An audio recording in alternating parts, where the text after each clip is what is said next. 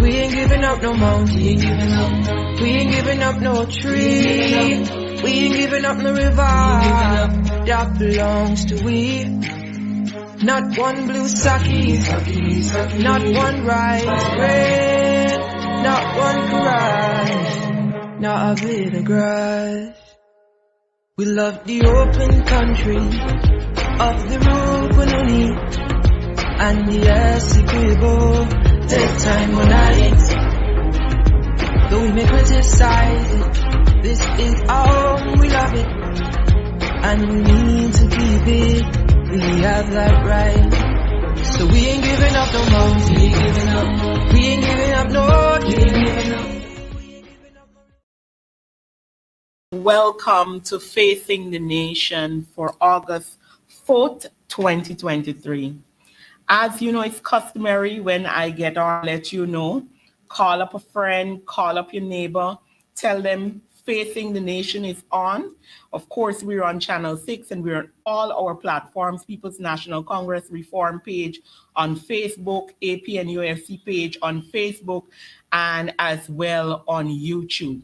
So just tell your friends, logging. Today is a very special program where we will discuss some very serious matters as we, what I will call, give a review of the government's 3 years in power. And let's talk about the serious issues and the things that are being faced. Before I move ahead with that, I want to take the time as well to send condolence to the wife, children, family and friends, colleagues of Mr. Olato Sam, who unfortunately lost his life very tragically sometime this morning hours. Someone I knew as a friend and, you know, a very good help in times of need as well. So I just wanted to, you know, give my condolences to his loved ones. All right, so today's program, what I really want to sit down and do, and I hope that today's program is an interactive one with you, my viewers. I have no guest today. It is just me and you, and we will be rocking on the issues at hand. As I said, I want to focus today's program basically on what we would have seen from 2020 to 2023, specifically from August 2nd to today's date. And I know if you have been following all our programs and seeing everything that is happening, there is so much for us to talk about. So before we get into that conversation, which I'm sure will be very interesting, and of course, as I just said, I will be looking for the comments, the questions, as we make today's program an interactive one with my viewers. I want us to take a look at, you know, a little snap of what we would have seen over the last 3 years.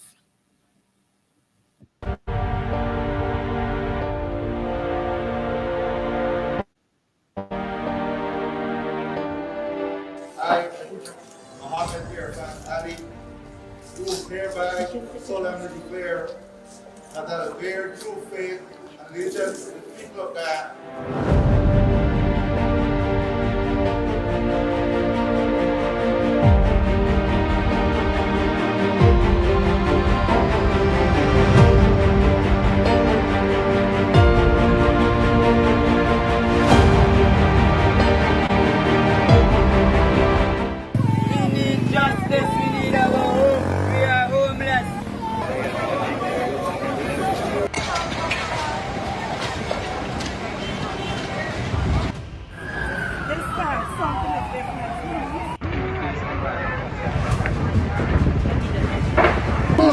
Yeah.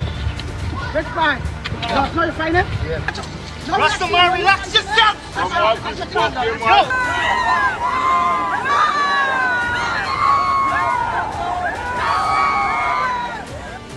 And he don't go and steal coconut because his grandfather have a big place at the back down. So he did not go and steal coconut. He loved to do things on his own and we love to make people joyful. Black Lives Matter! Black Lives Matter! Justice! What we want? Justice! What we want? Justice! I gotta be here because I gotta show my support, I gotta show my love, and I gotta share in, you know, the mourning and the anger of the people because I feel it, you know. I have 2 little boys. We mourn these boys and we're gonna stand up and we're gonna fight for what's right. What we want? Justice! What we want? Justice! What we want? Justice! What we want? Justice! Happening now, boy. Fire big bar, happening now. Charity market on fire.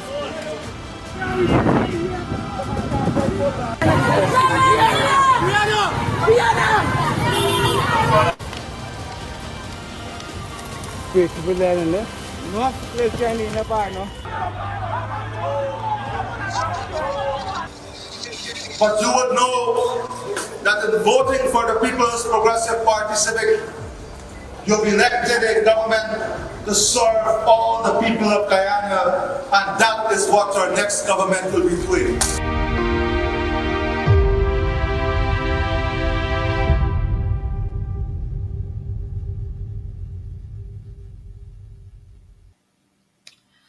So there you are looking at what I will call the roundup video of what Guyana has been facing over the last 3 years. As you've seen on that video, you know, lots of fires, you see lots of, you know, incidents with the police, and you hear all the promises and the talks of, you know, doing his best and the oath that he took for all Guyanese. And as every Guyanese here viewing and paying attention, and those who want to be honest and truthful, we know what we are really and truly seeing is, quite frankly, the opposite of what was promised that day he was installed into government. You know, I want to start out by talking about what we saw, in fact, from the very next day, you know, the 3rd of August, by the government. Many public servants and persons who worked closely and particularly high up in government will tell you from day one on the 3rd of August, what you saw coming out of the offices that were manned by the government was a series of checks and victimization and a lineup to have public servants who would have worked in those ministries for years upon years to be put out of those ministries simply because either one, they thought they had gotten too close to the government, because in many cases, some of them worked under the PPPC government prior to 2015, but they were seen as a threat because they thought that they were too friendly with the sitting government between 2015 to 2020. And you saw many of those public servants being sent home from week one. You heard of stories, and I can say of mine as well. I got calls on the very next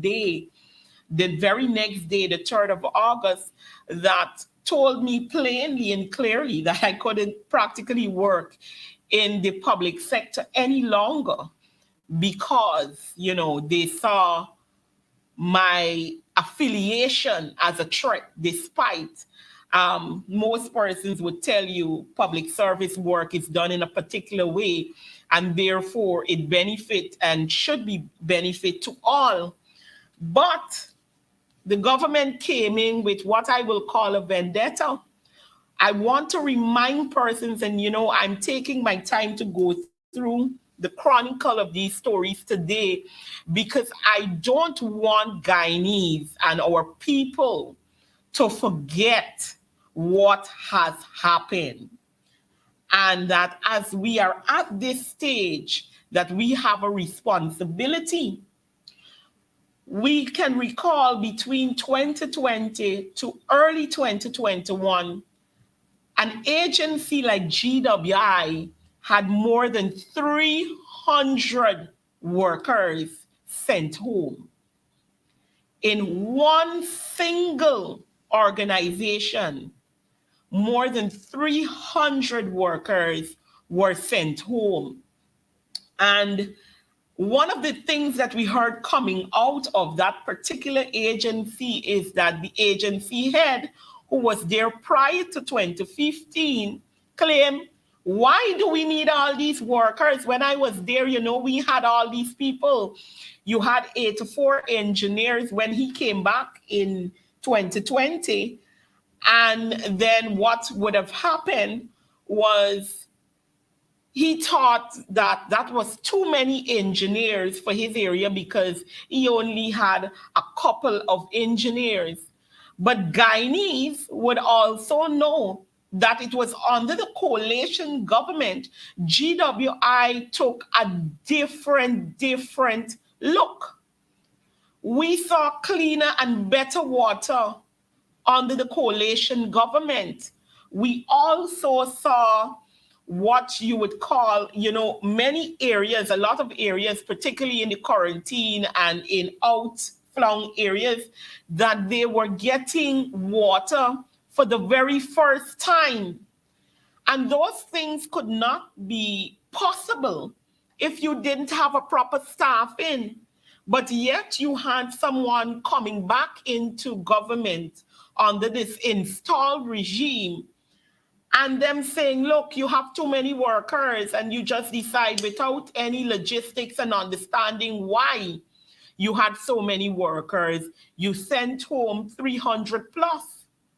The Ministry of Natural Resource, one department, we saw 46 workers being sent home. These are real cases. These are things that nobody's making up.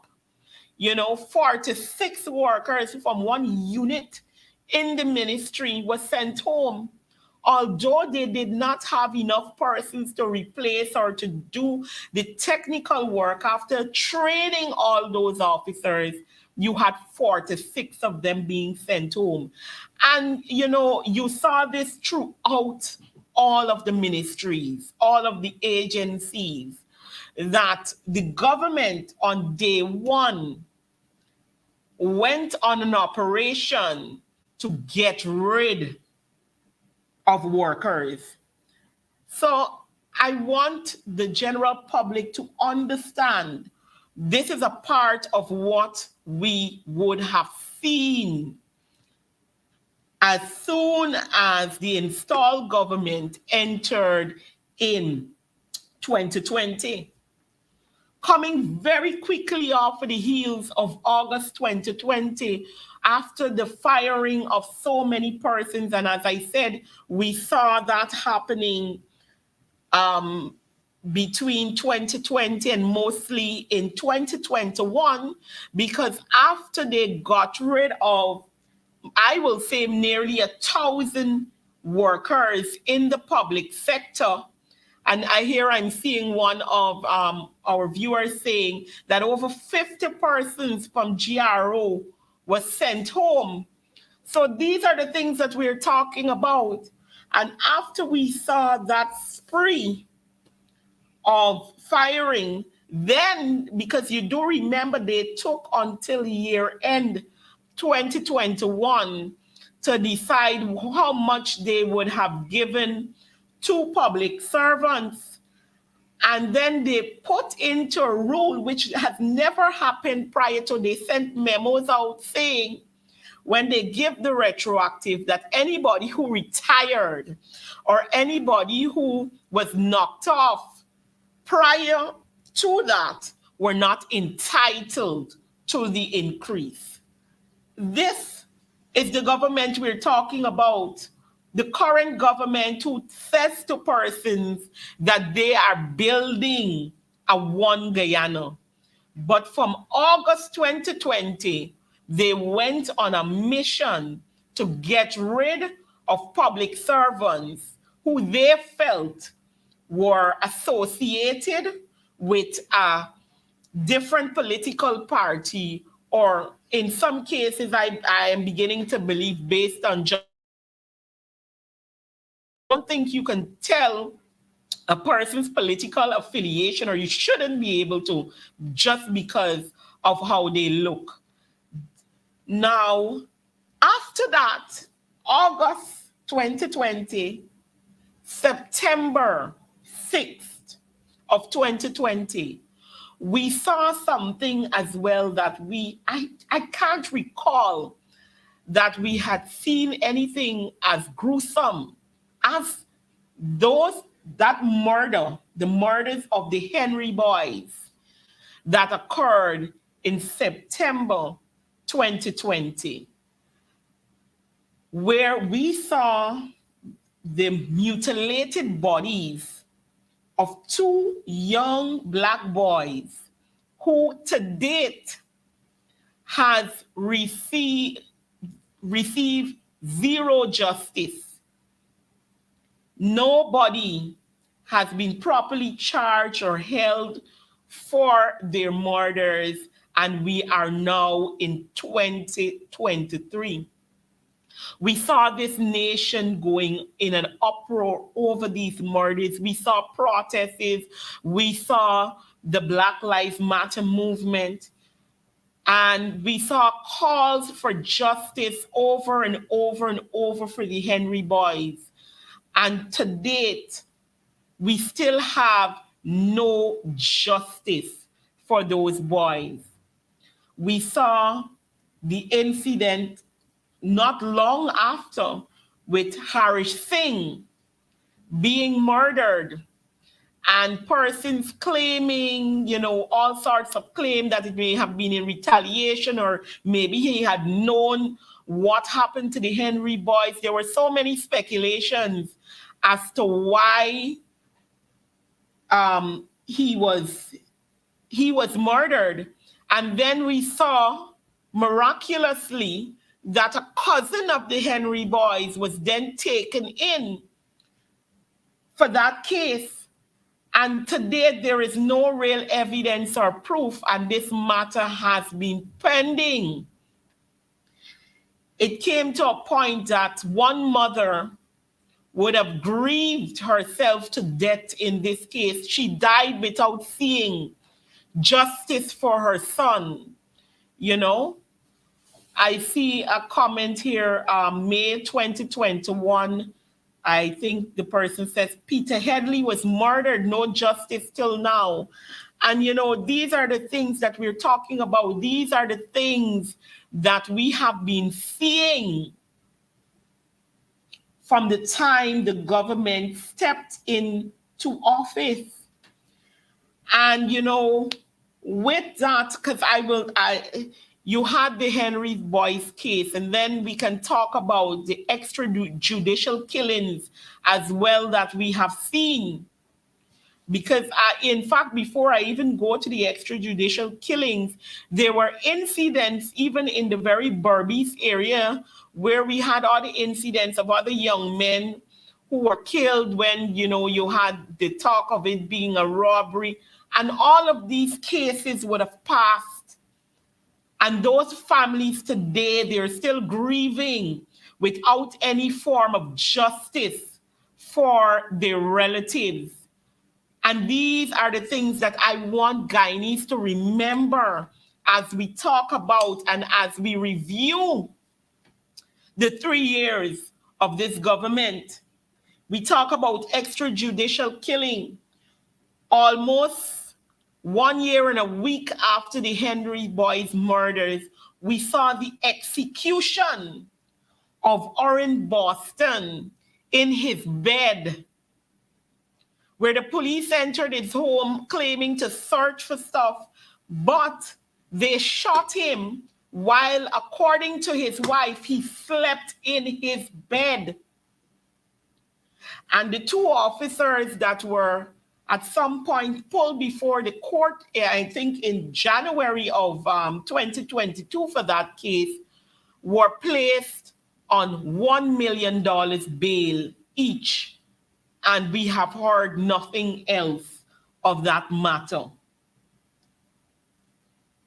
So those families, friends, and relatives of Orrin Boston are still grieving his loss without any form of justice. You had all the visits from the police commissioner and this body and that body, but nothing has come out of the execution of Orrin Boston. Then we saw in 2022 the execution of Quindon Bacchus, which is fresh to us. And we see the same trends playing out. And you hear the story of a police officer simply standing over him and emptying his clip basically on him. And somehow that is a form of, it's a just form in terms of you claiming the person was selling a weapon, etc. Just standing up over them and putting bullets in them is a way for you to execute your duties as police officers. I want to remind the public, between 2015 and 2020, there were lots of incidents happening in the country, yes, but we saw a professional police force at that time. We saw cases being solved appropriately and properly. But we have entered into a phase again where, like the years between 2025 to 2008, where we saw many, we can't count the extrajudicial killings that we saw and the random murders on the street, and people feeling the need that they can just pick up a gun at any time and they can shoot and kill because guess what? What they see is a lawless government in place who has now caused a police force to be one that can do as they like or have to follow instructions.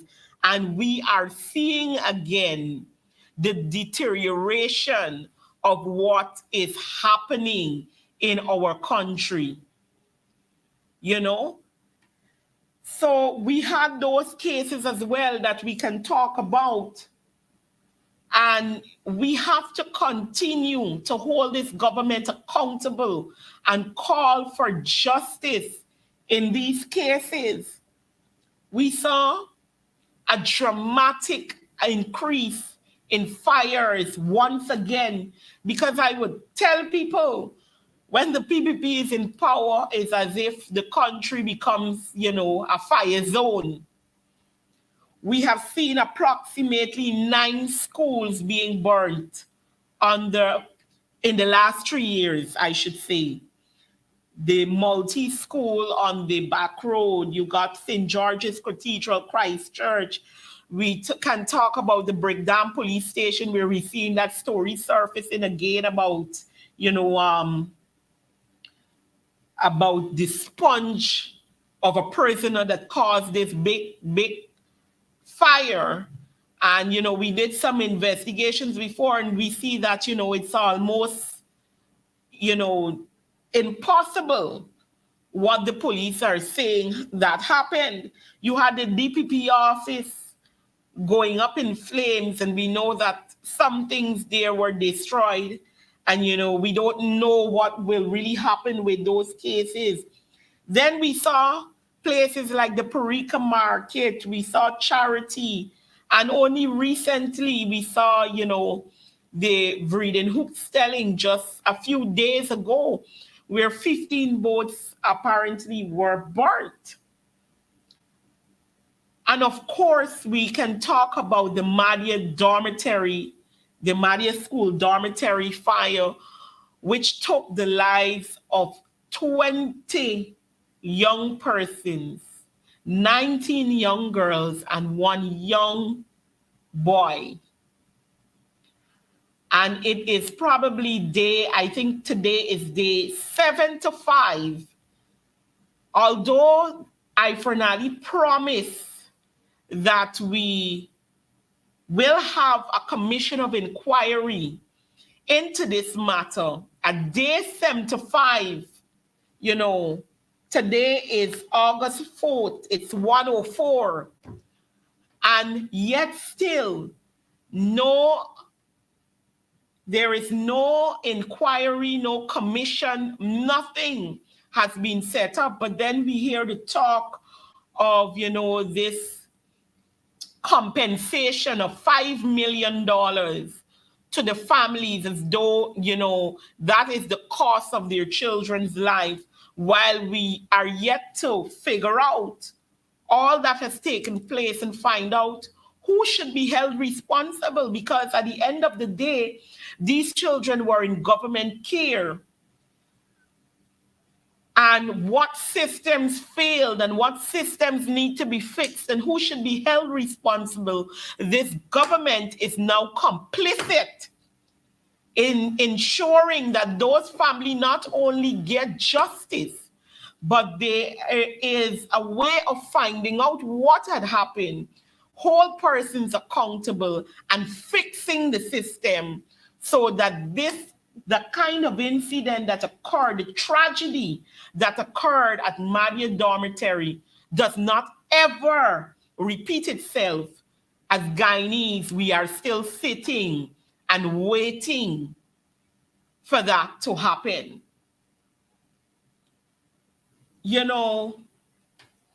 I see somebody's asking, yes, it's a live broadcast and I'm opening up the floor for persons to ask questions, make comments. I will read them. We'll talk about them as we go. So you can comment. I am seeing your comments.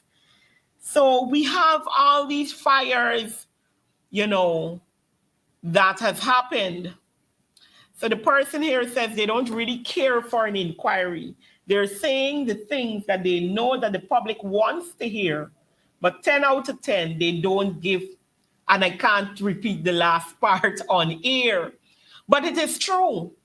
It is absolutely true, because any government that cared to provide justice and to understand what happened, not just to cover whether you did a good job as a government, but a government that has a heart for the people would want to have an investigation, because you want to ensure that this matter a tragedy like this never happens again.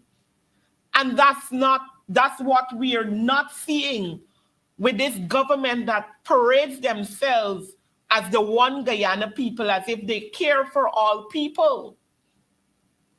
We are not seeing that care for the citizens in this case, So I wanted us, and of course, shortly after the Madia dormitory fire, there was another dormitory fire that happened in the Letem area, in Region 9, I should say. I don't remember the exact name of the school, but I remember that would have occurred shortly after the Madia fire.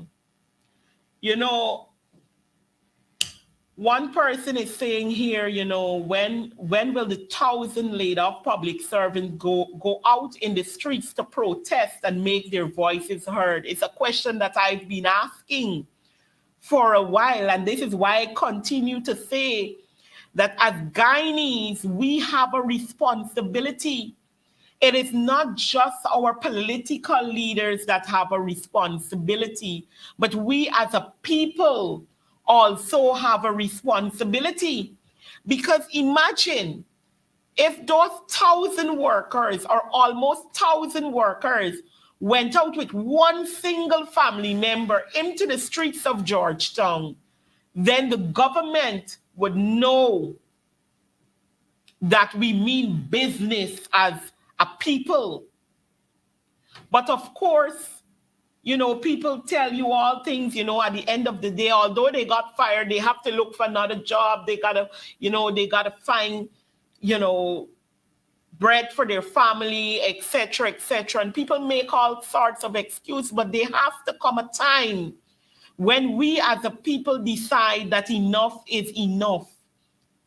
We've had 3 years of the things that I'm talking about here.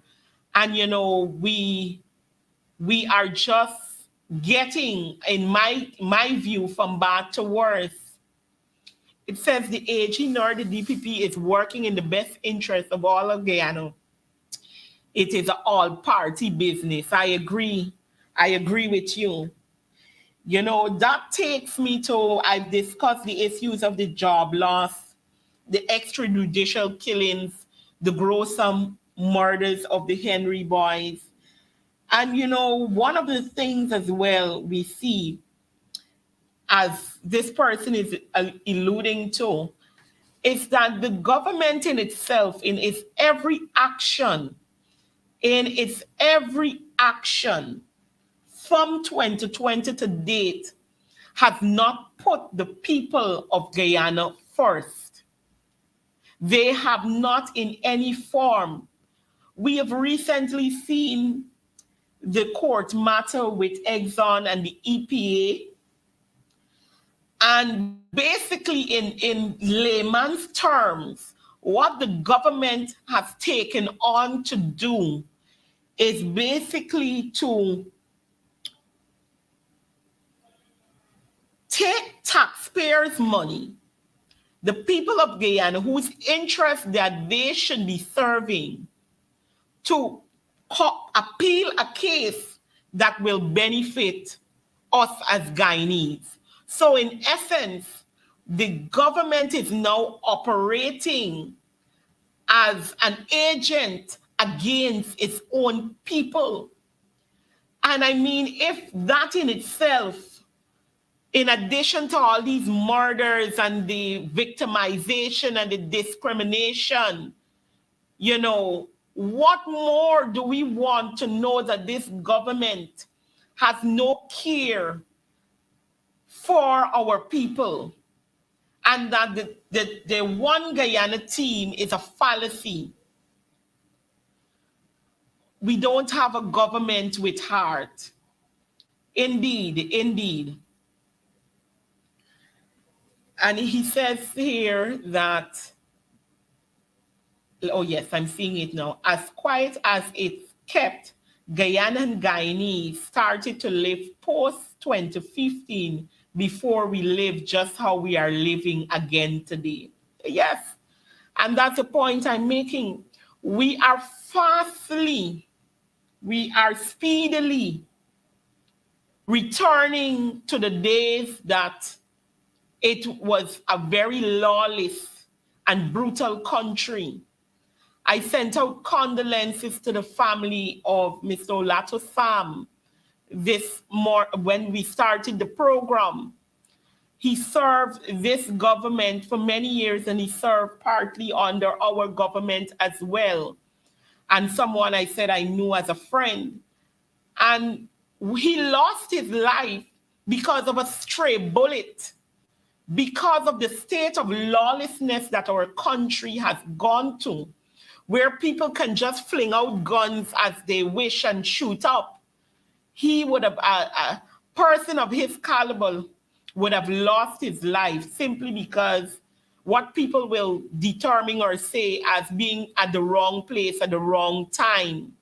This is what we are getting back to. I remember prior to 2015, we had quite a few people as well that lost their lives to stray bullets. I remember, I think it was Belgrave, who same would have happened to him as he celebrated his birthday in front of the fish shop on Hatfield Street, while some persons decided that they could just shoot up Wiley, and he lost his life. This is the kind of state that we're heading back to in this regard. And it is only when our people and all Guyanese decide that the things that are happening to others, it's not just happening to them, but it is happening to us. We can also go ahead and talk about the disrespect for communities and development and life that we have seen over the last 3 years. We have seen the issue in Mocha. We are looking at the issue in Hillfoot. We know of some of the livelihoods that were disturbed in All Boys Town and other areas in the name of development. And we are about to hear, if these plans proceed, about the disruption of the lives of persons who have been living on the embankment, in many cases 20-something years, 30 years, as they have embarked on this, what they call the 4-lane road expansion. And you know, it also takes me to the point where I say this government does things primarily without thinking. Because just to think, there is a major highway, a 4-lane major highway, less than 200 feet away from where you now want to make another 4-lane highway. Rather than opening up new roads for development as well, when you do that, you will be opening up lands for economic purposes. You will be opening lands for persons who have been waiting at housings for decades for lands. Instead of doing that, without any feasibility study, any proper consultation with those persons, you have decided that, guess what? And government, and I could tell you that you have to move and you have to move. So you will be moving.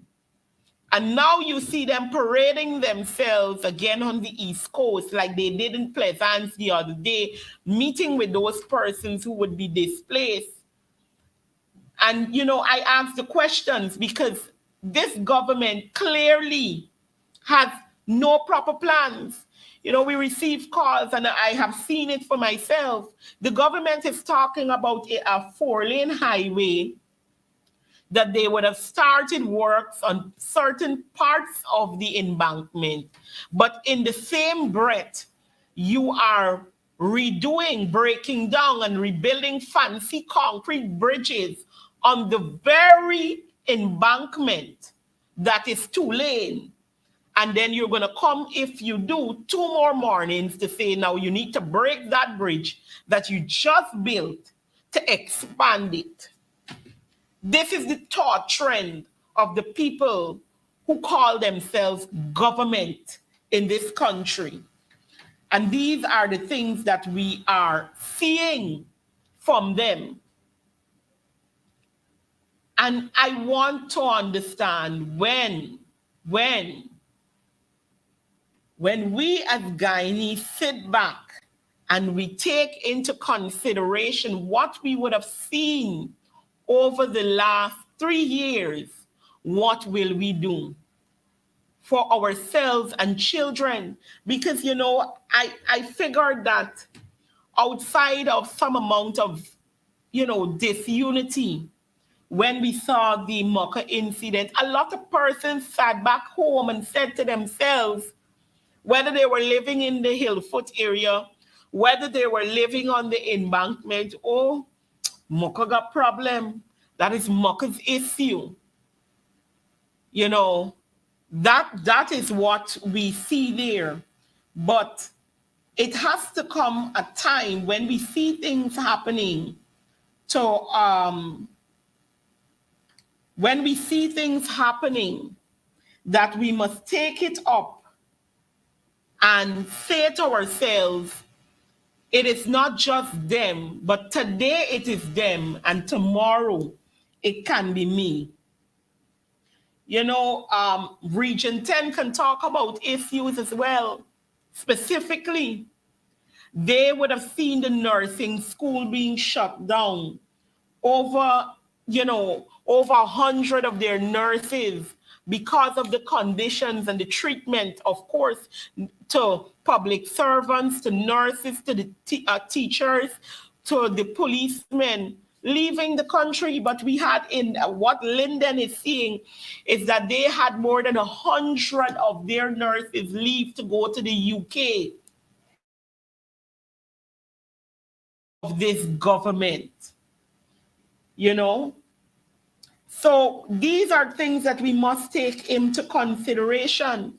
And while we're doing all these things, the things that we're discussing here today, and I'm pointing out to you, is that at the same time all these things are happening, to date, for 2023, we are in the 8th month. The sitting government has went to parliament for almost $1 trillion. You understand what I'm saying to you?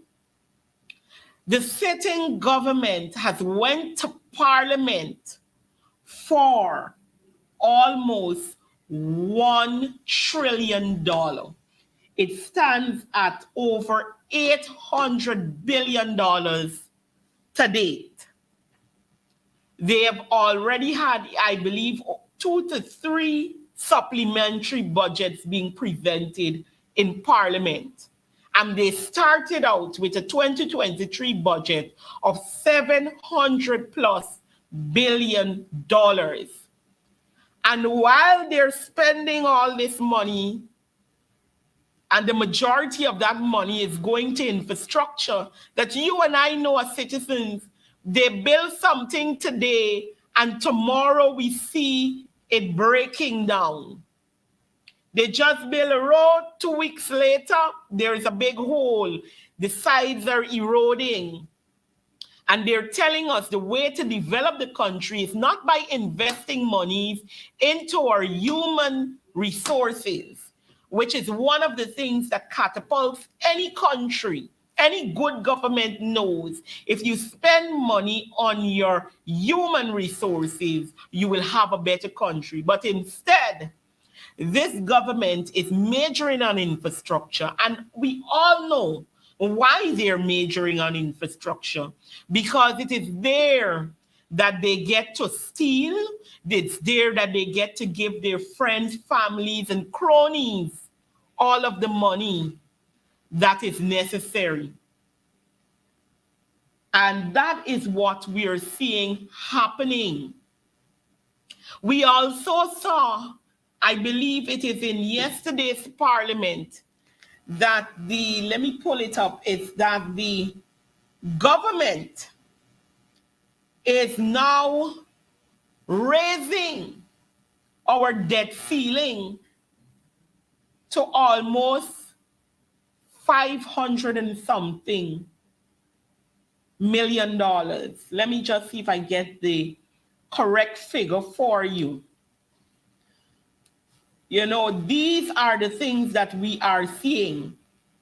So let me give you the breakdown. In 2021, the domestic debt ceiling was increased from $150 billion to $500 billion. And the external debt ceiling from $400 billion to $650 billion in 2021. And yesterday, in the National Assembly, they raised the domestic debt ceiling now from the $500 billion that they just raised it from the other day, $500 billion to $750 billion Guyana dollars. And the external debt ceiling is now moved from 650 to $900 billion. Do you understand what is happening to our country? Do we understand what is happening to our country under this PPP installed government? Our coffers are not only being plundered, but in essence, in another couple of years, this country can be bearing debts that we don't know how and when we will ever get out of it. Because as we're raking in all these billions of dollars in oil money, we are also walking around begging like we're paupers, because the government is on a crave for any and every amount of money. We saw how they squandered our money during the local government election. Hence, they're continually coming to the parliament seeking more money every 2 mornings. So, these are some of the things that we must pay attention. We talk about guardrails of democracy, and we sometimes hear them using the term democracy as if they have an iota of understanding of what that term means.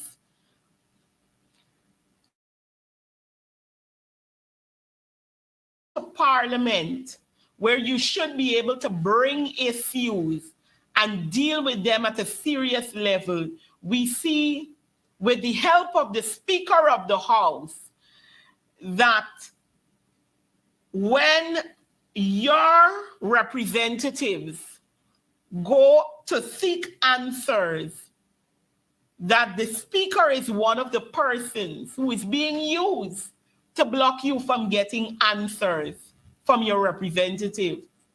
When we have issues, we're talking about the high cost of living and the effect that is happening. When the opposition brings that to the table to be talked about, because the government, and I believe it was in the last parliament session or the one last week, when it was asked what happened to the meager $5 billion that they said they were putting in to relieve cost of living, we learned last week parliament session that they're now claiming that they did not use any of that money. So despite that they asked for the money and said that they will use it to cushion cost of living, they're now admitting in Parliament or claiming in Parliament that they use none of that money. So therefore, they made no move in regard to dealing with the cost of living. Could I see that comment? I used to eat 5 times per day under the APNUSC PNCR government. Under this illegal, installed, and undemocratic PPPC government, I only eat 1 or no meal per day. I know, you chuckle when you see these things, or some persons may look at it and think, it's funny. But the reality is that a lot of persons are punishing. From 2020 to now, we know that we dealt with COVID in 2020. A lot of things happen. A lot of circumstances change for persons. And then battled with that, the high cost of living. And Guyana making billions of more dollars because of the high increase of oil price due even to the war in Ukraine and Russia. And the ordinary man, the ordinary Guyanese people are not benefiting anything from those resources. There are persons out there calling for, the deal between Exxon to be better, to be this, to be that. But the truth of the matter is, what are we doing with what we have? If it continuously goes into the wrong hands, and I'm saying that this government is the wrong hand, our people will continue to punish. Because it doesn't matter if we get them to give us more money now, that more money goes into the 1% of Guyanese. The government, their friends, families, favorites, and their cronies, that's where the money goes. And I'm saying there is only one way for us to deal with these matters. At the end of the day, as Guyanese, as persons facing these issues, we have to come together and call for the government to be held accountable for what we are seeing. I'm almost out of time. I basically have 1 minute remaining, but, I want us to understand. I want us to not forget because Guyanese have a tendency of forgetting what we're going through, what we're dealing with, or we push it to the background and say, we're gonna deal with this, we are doing this, we're gonna do that, and we talk around it. And Guyanese as well have a way of making everything a joke. When hard times hit, anything happening, we find a way to laugh it off. But there are times that I want us to understand that the situations we're facing, the issue of the public servants being sent home, the mistreatment of all public servants, and imagine under a coalition government where a public service saw more than a 70% increase in just 4 years, 3 to 4 years. And here we're at 7%, while the government sitting has oil money. And when the coalition was in government, there was no oil money. And they're still shamelessly going out into communities and telling persons that they can't do this, they can't do that, or, you have to be a part of them to have those things. I haven't even gone into the issues of the infrastructure problems. They're literally giving out a little piece of road to 1,000 contractors who just wake up this morning and decide that they can be contractors. And then we see the issues that we're having on our roadways.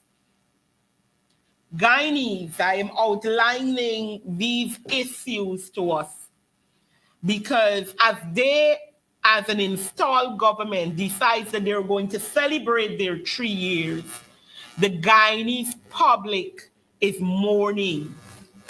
I honestly didn't forget. I'm sorry, but I didn't mention it. We talked about the $1 million bail, which is apparently a thing for the PPC when they want to cover. You had Dharmlal situation just recently. He was placed on $1 million bail, and then the whole story went up.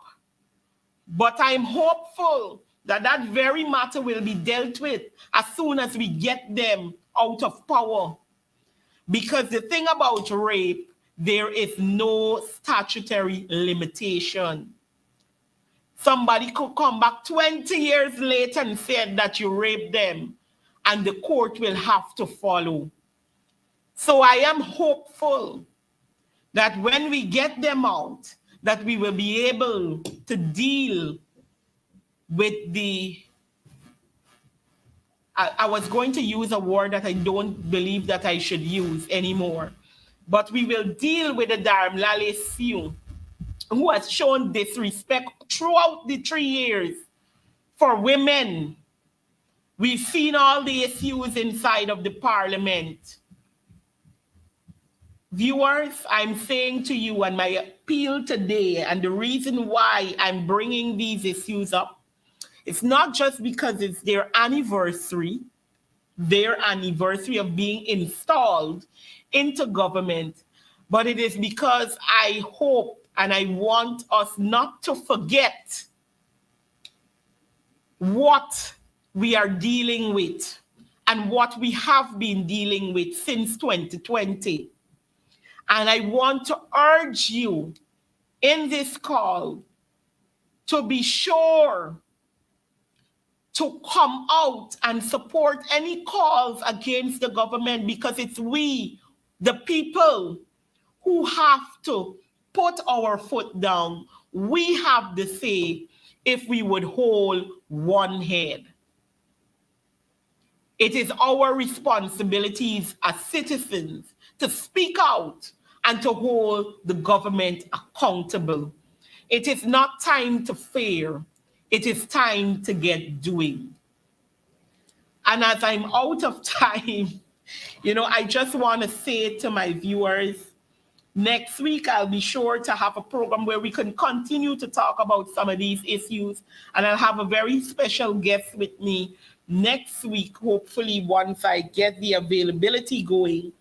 And we will continue to discuss some of these issues and how we can deal with it. So viewers, again, I want to thank you for joining the program today. I also want to remind you, I don't know if my operator has the slot for the party that is happening tomorrow. Let me just advertise that as well for the party, because these are the things as well that helps us to get funding and to be able to do certain things. Tomorrow at 8 o'clock in Congress Place, the party, along with its New York chapter, will be holding what they're calling the Big People Party. So be sure to get a ticket. If you don't have a ticket, come down to Congress Place. There are tickets available. We will put up the little link. There are some numbers there as well you can call. Tickets are available. It's $1,200 for a ticket. And I do believe if you come at the gate without a ticket, it will be $1,500. And of course, next week, Tuesday, as we do every Tuesday, we will continue our protest in front of the GCOM office as is customary come Tuesday. So my viewers, I want to thank you for joining the show today. I thank you for your interaction with your comments as well. With your interaction for today's show.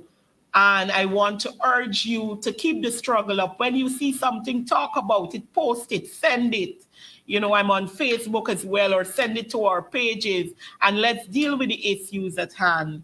I'll leave you with the advertisement for the Big People Party. And as I said, you can contact us. You can come down to Congress Place. There are some numbers there as well that you can call. Come out and support us as we continue to push and we continue to fight for the rights of our people.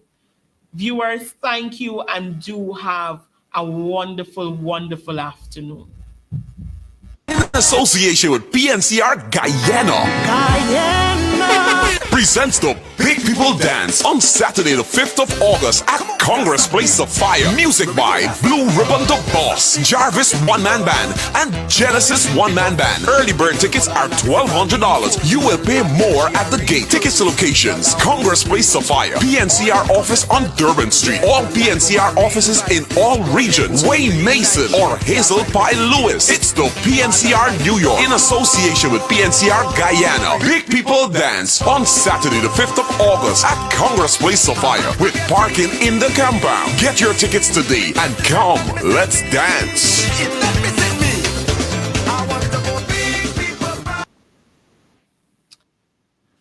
Thank you, thank you, thank you, and thank you for joining Facing the Nation today. Do have a wonderful, wonderful afternoon. 'Cause we ain't giving up no mountain, we ain't giving up. We ain't giving up no tree. We ain't giving up no river that belongs to we.